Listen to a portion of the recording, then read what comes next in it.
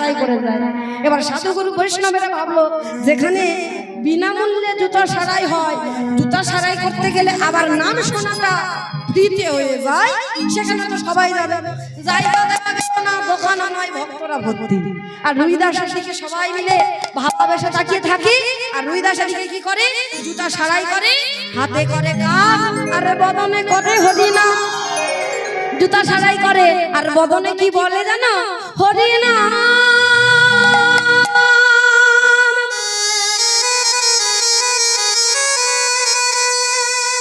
কৃষ্ণ নাম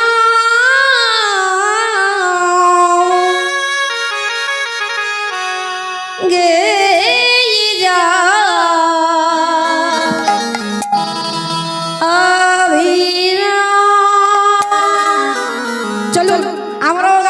রুইদাসের সঙ্গে, সে হাতে করে গান আর বদনে করে হরিনাম। চলুন সবাই মিলে তাই তালে তালে করতালি দিয়ে হরি বল হরি বল। মায়ের একটা বল হরি বল ধ্বনি হোক।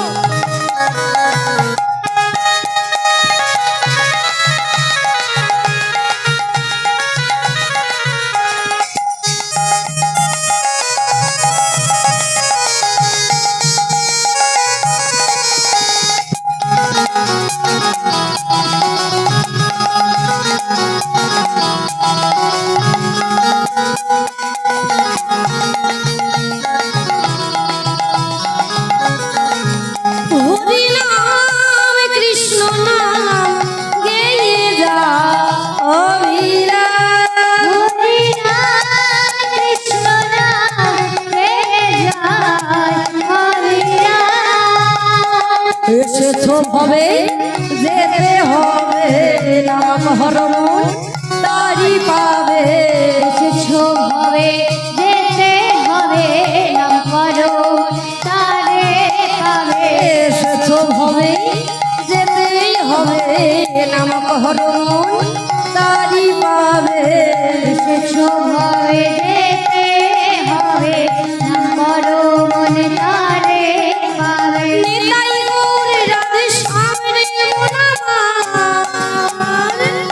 সকলে বাহু তুলে হরে কৃষ্ণ হরে রাম হরে রাম কৃষ্ণ নাম গে যায় অবিরাম।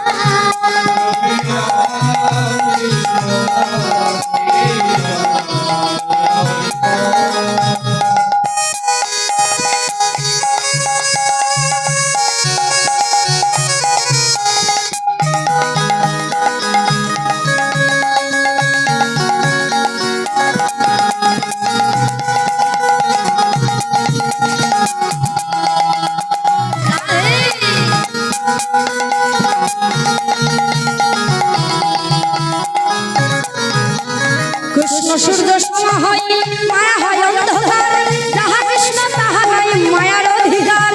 কৃষ্ণ সূর্য সমা হয় মায়া হয় অন্ধকার, যাহা কৃষ্ণ তাহা নাই মায়ার অধিকার।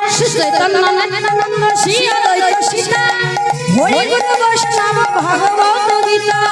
চৈতন্য নিত্যানন্দ শ্রী অদ্বৈত সীতা, হরি গুরু বৈষ্ণব ভগবত গীতা। সহমি মন তোমারি জন্য, ঈশ্বরে মন তোমার জন্য, সহমি মন তোমারি জন্য, ঈশ্বরে মন তোমার জন্য। গৌর কৃষ্ণ গুণগান রে মন আমার। রাধে রাধে হরে কৃষ্ণ হরে রাম। হরে রাম কৃষ্ণ নাম গে যায় অবিরাম।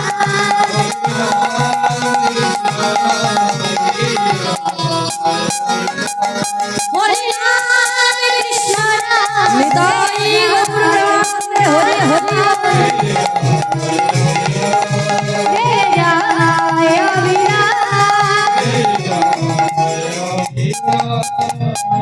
এই সর্বদা হাতে করে কাম বদনে করে হরিনাম।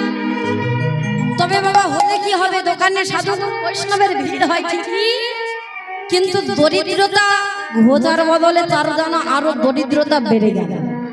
কেন? কারোর কাছে তো কোনো অর্থ গ্রহণ করে না, বিনামূল্যেই চরণ সেবার কতদিন হবে। এমন দিন চলে যায় রুইদার শুধুমাত্র ওই একটু জল খেয়ে ঘুমায় পড়ে।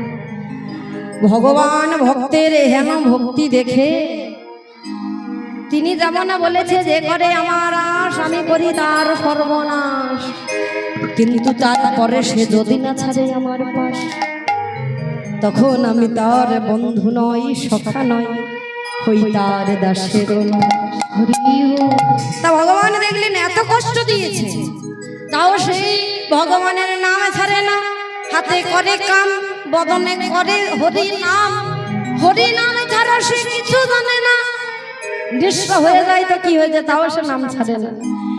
ভগবান মনে মনে ভাবলেন বেশ, এই ভক্তের কারণে আমি তো একদিনের গুরুদেবের মন্দির ছেড়েছিলাম, আজ আমি ওকে পরীক্ষা নেব, আমি স্বয়ং ওর কাছে যাবো ছদ্মবেশে, কিন্তু ওকে একটা পরীক্ষা নেব যে ওর মধ্যে লোভ লালসা আছে কিনা।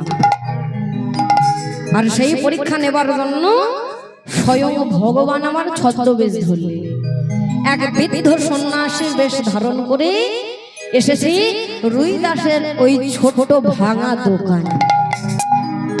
যেই না এসে লাঠি ঠুকতে ঠুকতে যেই না এসে দাঁড়িয়েছে বাবা, ভগবানের লীলা এমন সময় সেই দোকানের মধ্যে কেউ ছিল না।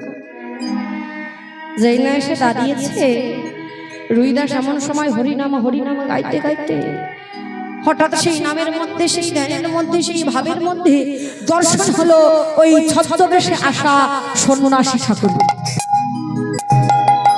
আর যেই না দর্শন হলো, দর্শন হওয়া মাত্র চমকে উঠেছে, চমকে উঠে দেখতে সম্মুখে দাঁড়ায় আছে, লাঠি ঠুকতে ঠুকতে কাঁধেতে একটা ঝোলা নিয়ে এসেছে। ও রবি, রবি কে কে আপনি? আমি তো এই কাশীধামে আপনাকে আগে কখনো দেখি না। ও রবি, তুমি আমায় চিনবে না বাবা, কিন্তু আমি তোমায় ভালো করে চিনি। ভগবান আজ পরীক্ষা নিতে এসেছে, এসে বলছে শুনেছি বাবা তোমার দোকানে নাকি প্রতিদিন সাধুগুরু বৈষ্ণবেরা চরণ সেবা করে, বিনিময়ে তুমি কোনো অর্থ গ্রহণ করো না, বিনামূল্যেই তাদের চরণ সেবা করে দাও। তাও বাবা আমি তো সন্ন্যাসী, আমি তীর্থে তীর্থে ভ্রমণ করি, আমার বয়স হয়েছে, কিন্তু আমার কাছে এক যে মূল্যবান বস্তু রয়েছে, সেটা যে আমি কোন পাত্রে দান করব, দান করার মতো সঠিক পাত্র পাচ্ছি না। কিন্তু বাবা আজ আমি পেয়েছি, আজ আমি আমার সেই মূল্যবান জিনিসটা তোমায় দান করতে চাই। তা কি সেই মূল্যবান জিনিস? এই কথা মাত্র ঝোলা থেকে বের করলে একটা পরশ পাথর, একটা পরশমণি। পরশমণির আবার কাজ আছে গো, যে পরশমণির কাজ যখন পরশমণিটা বের করেছে, এমন সময় অবাক দৃষ্টিতে তাকিয়ে রুইদাসে জিজ্ঞাসা করছে, সন্ন্যাসী ঠাকুর এটা কি? এটা আপনি কি আমায় দিতে এসেছে? ও রবি শোনো তাহলে, এটা কি তুমি দেখতে চাও? এই বলে দোকান থেকে লোহার রামপিটা তুলে নিল, আর লোহার রামপিটা তুলে নিয়ে যখন ওই রামপিটার মধ্যে ওই পরশমণিটা ছোঁয়ালেন, আর পরশমণির ছোঁয়া পেয়ে ওই লোহা তখন লোহা থেকে সোনায় রূপান্তরিত হয়ে গেল। ওই লোহা তখন সোনা হয়ে গেল, আর এই না লোহা সোনা হয়েছে। রুইদাস তো অবাক হয়ে দেখছে, ওরে বাবা ই আমি কি দেখছি, নিজের চোখকে তো আমি কিছুতে বিশ্বাস করতে পারছি না। অন্য সন্ন্যাসী ঠাকুর এ আপনি কি এনেছেন? রবি এটা যে পরশমণি, এটা যে কোনো লোহাতে ছোঁয়ালে সেই লোহা সোনায় পরিণত হয়ে যায়, তাই আজ আমি এসেছি এটা তোমায় দান করবার জন্য। বলো বাবা তুমি গ্রহণ করবে তো? ভগবান আমার পরীক্ষা নিচ্ছে। কিন্তু রুইদাস বলছে, ও সন্ন্যাসী আপনি আমাকে গ্রহণ করতে বলছেন? হ্যাঁ বাবা, আমি তো সন্ন্যাসী, আমার বৃদ্ধা হয়েছে, আমি তোমার গুরুজন, আমি তোমাকে আদেশ করলাম তুমি এই পরশমণিটা গ্রহণ করো, তোমার দারিদ্রতা ঘুচে যাবে। তা আপনি যদি এই কথা আমায় বলতে পারেন, আমায় যদি আদেশ করতে পারেন, তাহলে আমার কথাটা মন দিয়ে শুনুন। আপনি যদি আমার প্রশ্নের সঠিক উত্তরটা দিতে পারেন, তাহলে আমি আপনার দেওয়া এই পরশমণিটা গ্রহণ করব। ভগবান শুধু পরীক্ষা নিতে জানে, ভক্ত জানে না। হরি নাম কৃষ্ণ নাম বড়ই মধুর, আর যে আমার কৃষ্ণ ভজে সে বড় চতুর।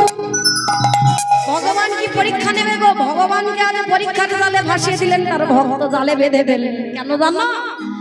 ও সন্ন্যাসী ঠাকুর, আপনি যে বলছেন আপনি তীর্থে যাবেন, তাই আপনার কাছে এই মহামূল্যবান বস্তু আপনি রাখতে পারবেন না, তাই আমায় দিচ্ছেন।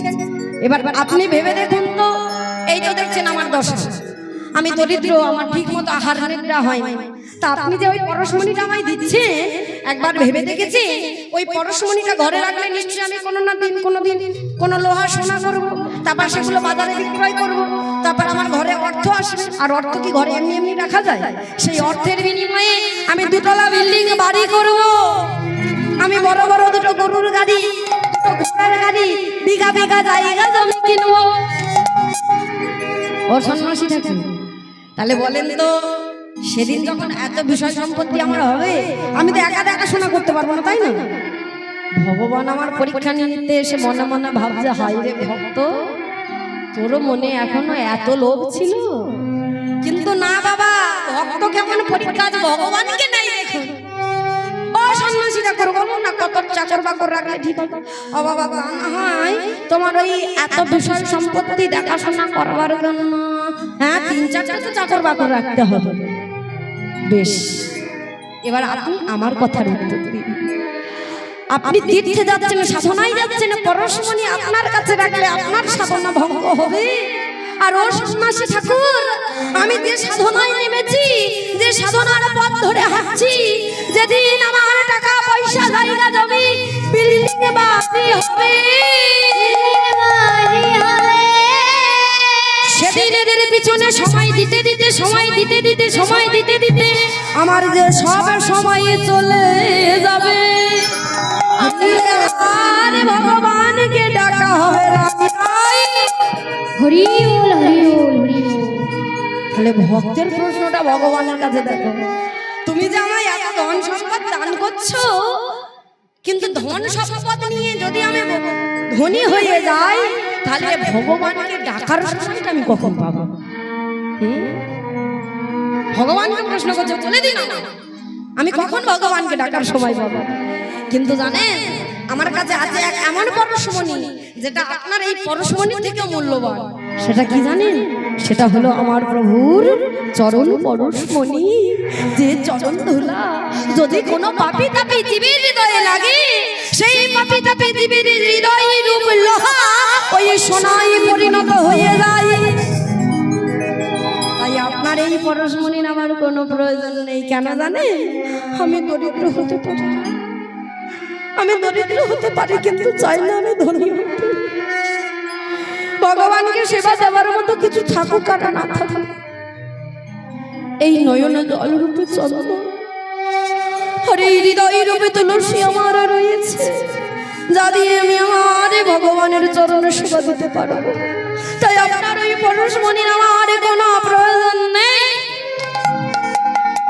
সেই না এমন কথা বলেছি, আর এমন কথা বলা মাত্র ভগবান আর স্থির থাকতে পারলেন না, কাঁধ থেকে ঝোলাটা নামিয়ে রেখে শঙ্খ চক্র গদা পদ্ম হস্তে লয়ে এত বলি দেখাইলা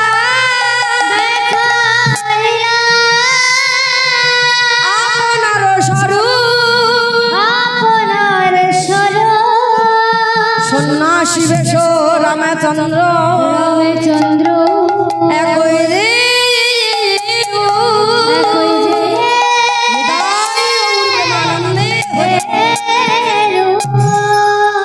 স্বয়ং ভগবান শঙ্খ চক্র গদা পদ্ম হস্তে লয়ে ওই ছোট কুটিরের মধ্যে দাঁড়িয়েছে। তাকে পাবার জন্য কত সাধুমণি ঋষি পাগলের মতো সাধনা তপস্যা করে। আর দেখো, ভক্তের ডোরেতে বাধা করে ভগবান আমার ওই তালপাতার কুটিরে এসে দাঁড়িয়েছে। কি আমি কি দেখছি? প্রভু তুমি এসেছো এই অধমের কাছে। আমি যে তোমায় চিনতে পারিনি, এই ক্ষুদ্র বুদ্ধি দিয়ে আমি যে তোমায় বুঝতে পারিনি, আমায় তুমি ক্ষমা করে দাও প্রভু। সোনরই দাস, আজ থেকে তোমার এই ভক্তির ডোরেতে আমি বাধা হয়েছি। তোমার এই সরলতা নিঃস্বার্থ ভালোবাসা দেখে আমি খুশি হয়েছি। তাই আমি তোমায় আশীর্বাদ করছি, আজ থেকে আমার আসনের নিচ থেকে তুমি 5টি করে সোনার মোহর পাবে, আর সেই সোনার মোহরগুলো বিক্রয় করে এই কাশী ধামেতে তুমি একটা বড় মন্দির প্রতিষ্ঠা করবে, সেখানে আমার বিগ্রহকে নির্মাণ করবে। আমি তোমার কাছে কথা দিলাম, একদিন তোমার ভুলের কারণে তোমার গুরুদেবের মন্দির ছেড়েছিলাম, আজ তোমার ভক্তির জোরেতে বাধা পড়ে আমি তোমার মন্দিরে এসে নিত্য নিত্য সেবা গ্রহণ করি। এই বলে ভগবান আমার ওই শঙ্খ চক্র গদা পদ্ম হস্তে লয়ে আজ স্বয়ং ওই মন্দিরে দাঁড়িয়ে কথা দিয়ে গেলেন। আর যেই না কথা দিয়ে গেলেন তার ভক্তকে, ভক্ত ভগবানের কথা রাখবে না, হতে পারে? ভক্ত কি করলেন? ভগবান সেই ভক্তের কাছে প্রতিষ্ঠিত হতে চাইলেন, মন্দিরে স্থাপিত হতে চাইলেন। তাই কাশী ধামেতে কিছু দিনের মধ্যে ওই যে আসনের নিচ থেকে লক্ষ্য করলেন 5টা করে সোনার মোহর আসছে প্রতিদিন, আর সেই সোনার মোহরগুলো বিক্রয় করে খুবই কম দিনের মধ্যে তৈরি করলেন একটা বড় মন্দির। যখন মন্দির করলেন, শুধু মন্দির হলো না গো, সেই মন্দিরে শুরু হলো সাধুগুরু বৈষ্ণবদের সেবা, ভক্ত সেবা। এই যে আজ এই বাবুর বাড়িতে খুবই ভালো লাগছে, এই যে ভক্ত সেবার আয়োজন। ভক্ত সেবা কিন্তু সহজে হয় না, আপন ইচ্ছায় জীব কোটি বাঞ্ছা করে, কিন্তু কৃষ্ণ ইচ্ছা না হইলে জীবের বাঞ্ছা নাই পুরে নে। তাই গৌর প্রেমানন্দ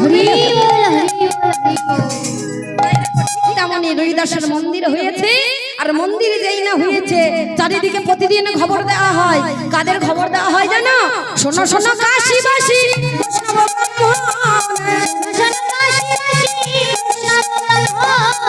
শোনো কাশীবাসী বৈষ্ণব ব্রাহ্মণ,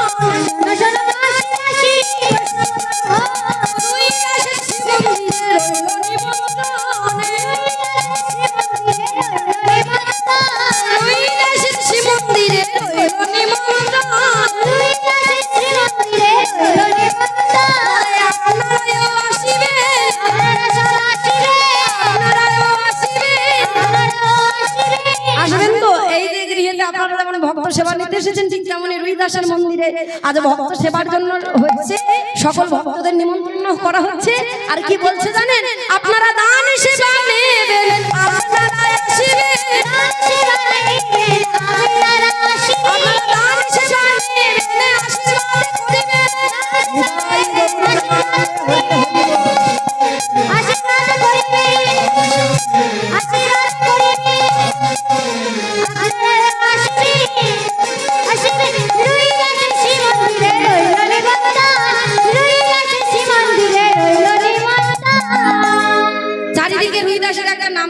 ছড়িয়ে পড়ল, খুবই কম দিনের মধ্যে একটা মন্দির প্রতিষ্ঠা করেছে। যখন সাধুগুরু বৈষ্ণবদের সেবা দেয় তার একটা নাম ডাক ছড়িয়ে পড়ল। এবার চারিদিকে যখন নাম ডাকা ছড়িয়ে পড়লো, দেখবেন ভালো কাজ সবার সহ্য হয়, হয় কি সবাই মেনে নিতে পারে না। ঠিক সেই সময় কাশীধামে বেশ কিছু ব্রাহ্মণ বৈষ্ণবেরা ছিল, তাদের মধ্যে একটা হিংসা সৃষ্টি হল। তারা একে অপরকে ডেকে জিজ্ঞাসা করছে, এই নেই রত্ন, দুদিন আগে যার কাছে কিনা বিনামূল্যে জুতা সারাই করে আসতাম, হ্যাঁ বলতে পারিস এত কম দিনের মধ্যে কি করে এত বড় মন্দির প্রতিষ্ঠা করে, প্রতিদিন আবার সকল গ্রামবাসীদের নিমন্ত্রণ করে সেবা দেয়, বলতে পারিস কি করে করে? একজন হাসতে, তুই কিছু জানিস না, ও বেটা দিনের বেলা নাম করে, ভগবানের লোক দেখানো নাম করে, আর রাতের বেলা ও চুরি ডাকাতি করে। ভক্তের নামে চুরি ডাকাতির অপবাদ ভগবান মেনে নেবে গো? তাই ভগবান তাদের অহংকারের পর্দা খুলে দেবার জন্য, অহংকারকে নাশ করার জন্য, জেনে রাখবেন অহংকার থাকলে তার নাশ হবে। কিন্তু সেই অহংকারকে নাশ করার জন্য এলো কিভাবে না, চিতরের মহারানী, তারই জয় নাম ডাক শুনে চিতরের মহারানী ঝালিবাল, তিনি আর স্থির থাকতে পারলেন না, তিনি পালকিতে চেপে চললেন রুইদাসের শ্রী মন্দিরে। সকল গ্রামবাসীর কাছে আশীর্বাদ নিলেন যে আমি কাশীধামে যাব, আমার এখনো গুরু দীক্ষা হয়নি, তবে কাশীধামে এক মহাভক্ত আছে যাকে আমি সর্বদা গুরু রূপে মেনে এসেছি, তার কাছেই আমি দীক্ষা গ্রহণ করব। এই বলে দীক্ষা গ্রহণ করতে এসেছে। আর যেই না দীক্ষা গ্রহণ করতে এসেছে, ওই ব্রাহ্মণ বৈষ্ণবেরা সকলে এই সংবাদ তাদের কানে পৌঁছে গেল। ছি ছি ছি ছি, এত বড় অনাচারের কাজ, আমরা এত বড় ব্রাহ্মণ বৈষ্ণবেরা থাকতে শেষে কিনা ওই মুচির ছেলেটার কাছে মহারানী ঝালিবাই দীক্ষা গ্রহণ করতে চলেছে। এবার মহারানী ঝালিবাই রুইদাসের মন্দিরে চলেছে। কেমন করে চলেছে জানো? পালকি চলে রে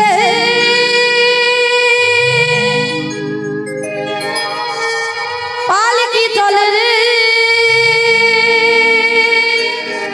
পালকিতে চলেছে মহারানী ঝালিবাই দীক্ষা নেবে বলে আজ দান সামগ্রী নিয়ে চলেছে কাশী ধামে। পালকি চলে রে উলুধ্বনি উলুধ্বনি বলো হাইয়া বলো হো না, হাইয়া বলো হো না।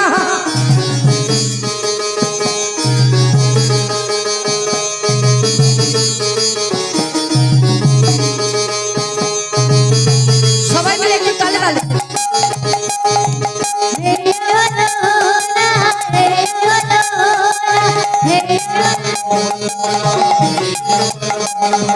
পালকি চলে রে পালকি চলে রে পালকি চলে রে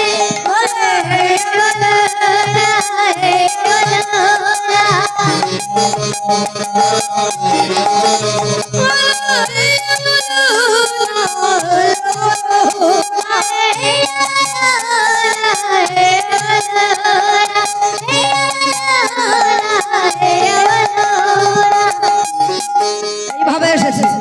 পালকি থেকে মহারানী যেই পাটা নামিয়েছে ওই দিক থেকে কাশী ধামের ব্রাহ্মণ বৈষ্ণবেরা দেখছে, দাঁড়া কি করে দেখবো ওই মুচির ছেলেটা, তারপরে আমরা এর বিচার করব। মহারানী গিয়ে ধীরে ধীরে মন্দিরে প্রবেশ করেছে।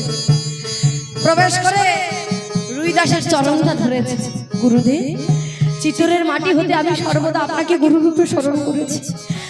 আপনি আমার কর্ণে একটু মন্ত্র দিন, যে মন্ত্র শ্রবণ করবার জন্য সেই চিতর থেকে আমি আপনার কাছে ছুটে এসেছি। প্রথমে মানতে চাইলেন না গো বাবা।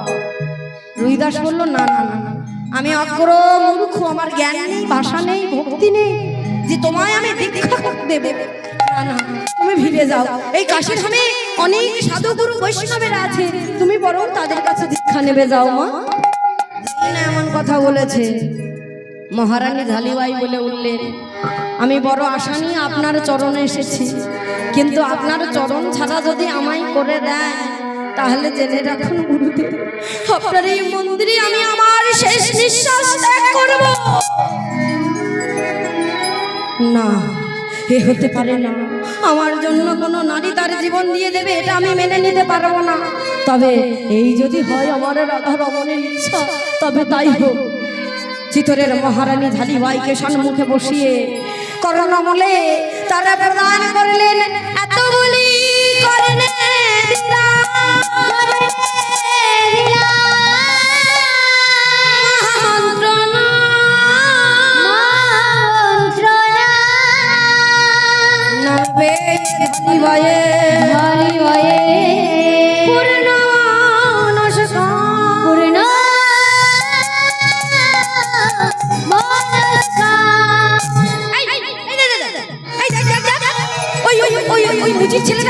দীক্ষা দিচ্ছে না, তবে রে ওর দীক্ষা দেওয়া, ও নিজেকে কি মনে করেছে ও মহাভক্ত হয়েছে। একে তো মুচির ছেলে, এত বড় মন্দির প্রতিষ্ঠা করে ভক্ত সেবা দেয়, আমরা কিছু বলিনি, অনেক চুপ করে থেকেছি, আমরা চুপ করে থাকবো না। চুপ, এই রুইদাস, রুইদাস বেরিয়ে আসো বলছি, বেরিয়ে আসো।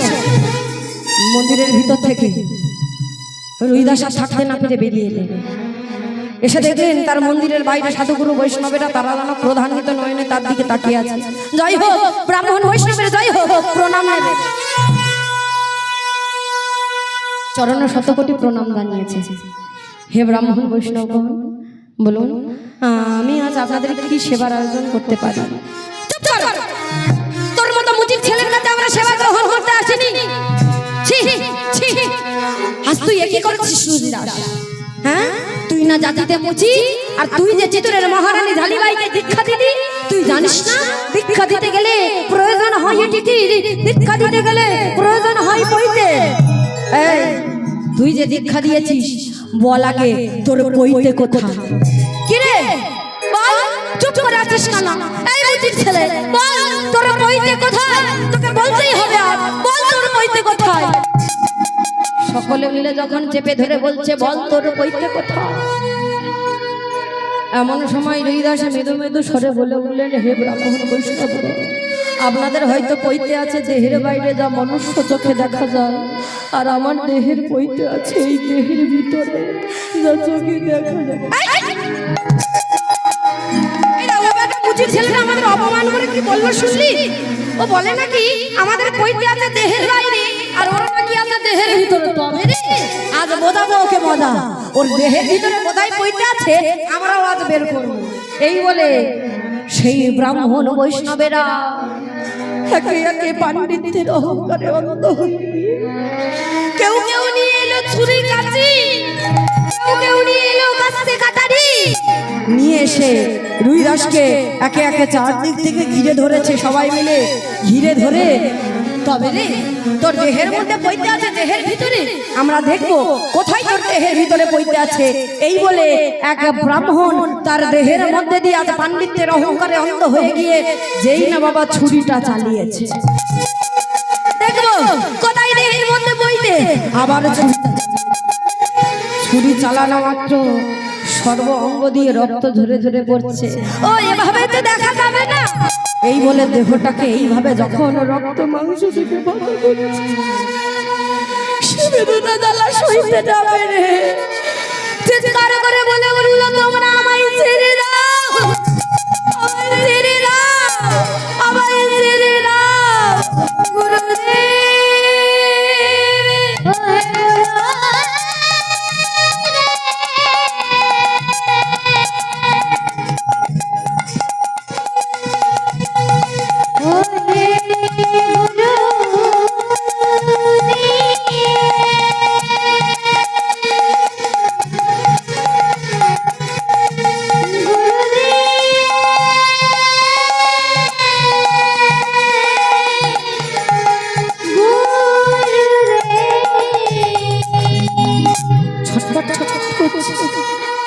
সর্বদেব থেকে রক্ত ঝরে ঝরে পড়ছে, মন্দিরে দ্বার রুইদাসের রক্তে ভেসে যাচ্ছে। আর ওই ব্রাহ্মণ বৈষ্ণবেরা তারা অট্টহাসিতে হাসছে মনের আনন্দে। কিন্তু বাবা কিছু সময়ের মধ্যে না তাদের হাসিটা যেন কোথায় মিলিয়ে গেল। যে ব্রাহ্মণটা রুইদাসের দেহটাকে কেটেছিল হঠাৎ লক্ষ্য করলো রুইদাসের ওই রক্তে মাংসে করা দেহের ভিতরে, ওই রক্তের মধ্যে দিয়ে হঠাৎ যেন কি ঝলমল ঝলমল ঝলমল করে উঠেছে, থরথর করে কাঁপতে লাগলো, সর্বঙ্গতা আওয়াজ হতে লাগলো। হঠাৎ লক্ষ্য করলো রুইদাসের ওই রক্ত মাংস দেহের ভিতরে আজ সোনার পৈতে জলে জল করে।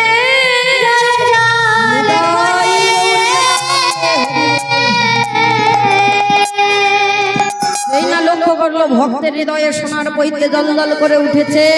ব্রাহ্মণ বৈষ্ণবেরা চরণ ধরে ক্ষমা চাইলেন, ক্ষমা করে দাও আমাদের, আমরা যে তোমায় চিনতে পারিনি। কিন্তু হ্যাঁ গো, এ জগতে বলে সন্তানের যদি কোনো বিপদ আপদ ঘটে সবার আগে